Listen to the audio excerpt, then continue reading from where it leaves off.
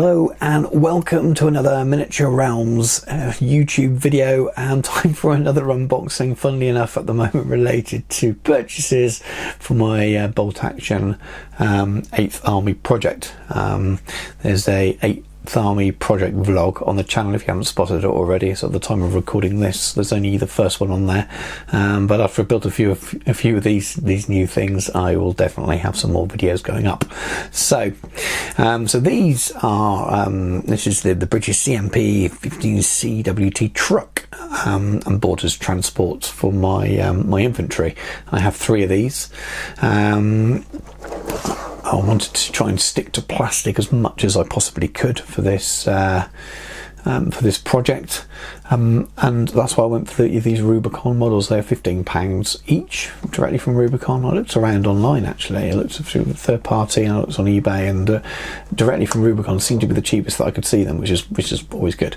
Right. Anyway, let's have a little look at the sprues.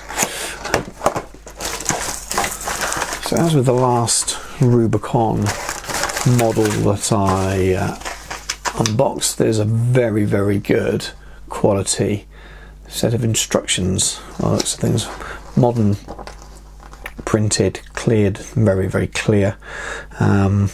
Be interesting to see whether it goes together as easily as the instructions will suggest it will.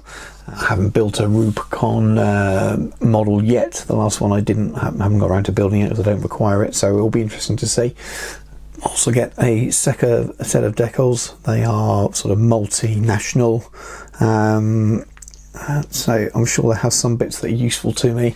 I do have a lot of leftover ones from the well, I should have some leftover ones from the Warlord kits, because they seem to give you loads, so I'm not too worried about that. So you've got 2 sprues and 2 sort of chunks that came attached to some little plastic bags attached to some cardboard.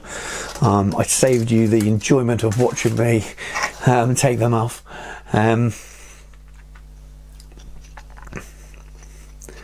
It's a pretty nice piece actually. I barely need to tidy that up at all. A couple of little marks. So there's your cover. I'm assuming that there's an option to have it without the tarpaulin on, like on the picture.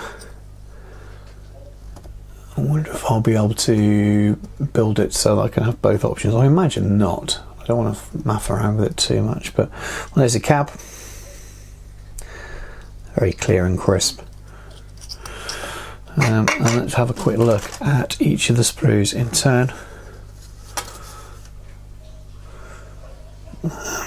Yeah, so here's your sides and things. So there's your options for building it and without the tarpaulin on. I might do a mix. I've got 3, so I might do. Also, I think you imagine partly they're going to have the tarpaulin up because of the sun, but they're going to need it at night because of the cold in the desert. So I may do one of them up and 2 of them open or something like that, and we'll see. I'll do one of each and I'll decide which I prefer before the last one. So these are your supports for your tarpaulin. That's pretty good.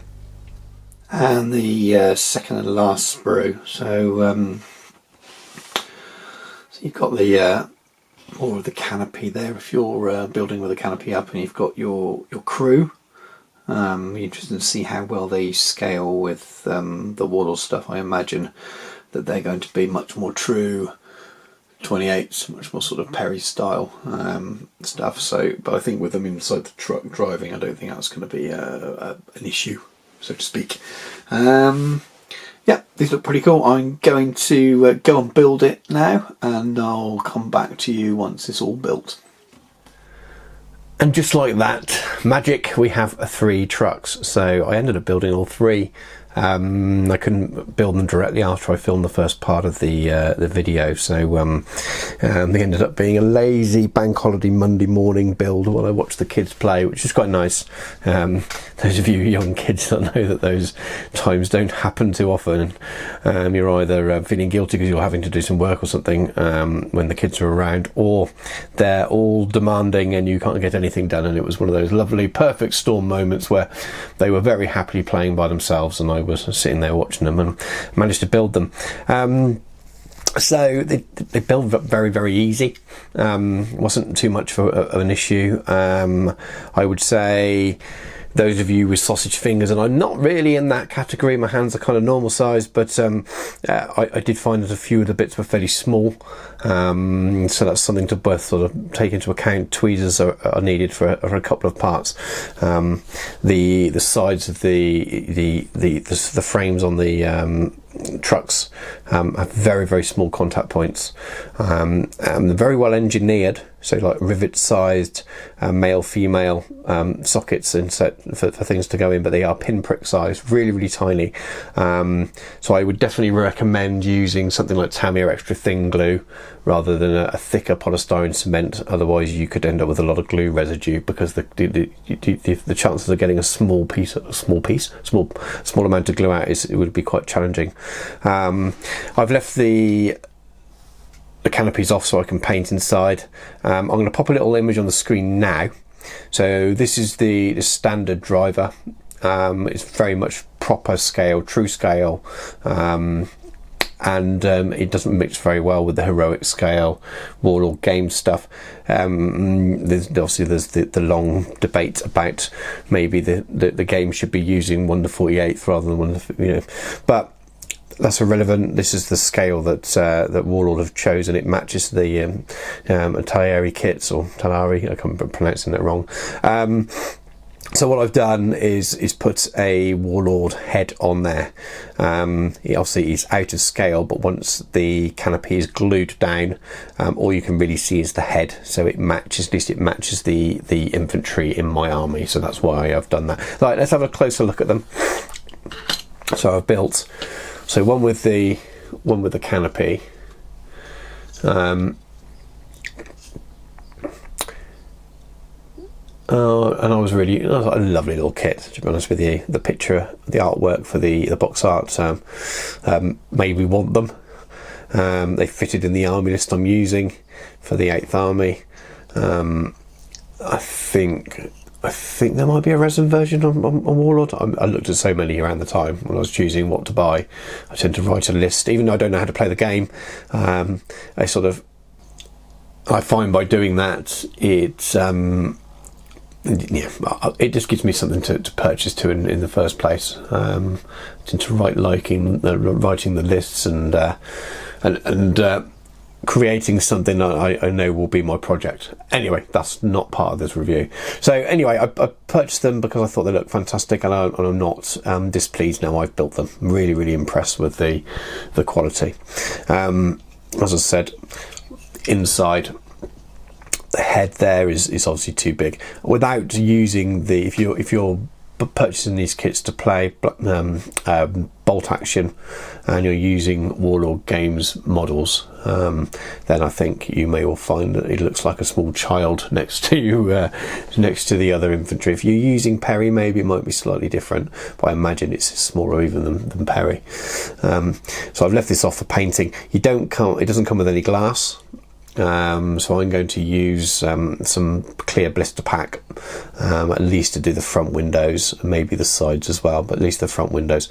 So I'll paint the inside very quickly because you can barely see it, and then I'm going to glue in glass there as well after I've airbrushed most of the base colours down, and then I glue it in before I do a lot of the weathering and oil washes, so that the glass looks like it's been cut as well. But anyway, it's not a painting tutorial, but pretty pleased with that. So a couple of little tips if you're building. I would change the order slightly on a couple of things. Before you're gluing the wheels and the canopy and bits on, I would make sure that you glue your driver in, because it's a bit fiddly to get him in and get the wheel to match up with the steering column. And the other bit I would definitely do different is the petrol diesel canisters here at the side. I presume that's what they are. They go on so much easier if you glue them in before you've glued the cab to the chassis. But overall pretty good. Let's grab another one. These two I built identically, and the only difference is I went for the canopy. You can have the hatch open, and have a Bren gun and have a gunner standing. For the scale reasons, I'm definitely not doing that. I can't remember if I bought the Bren gun on my list anyway, but the Bren gun is too small as well. It looks like a child's rifle next to the Warlord Games one, so I just opted to go for closed. I think I prefer it with the canopy off. That's purely an aesthetic thing, but I thought I'd do a little bit of a mix as I have 3 of them. But that's it really. Any questions or comments, pop them in the pop them below.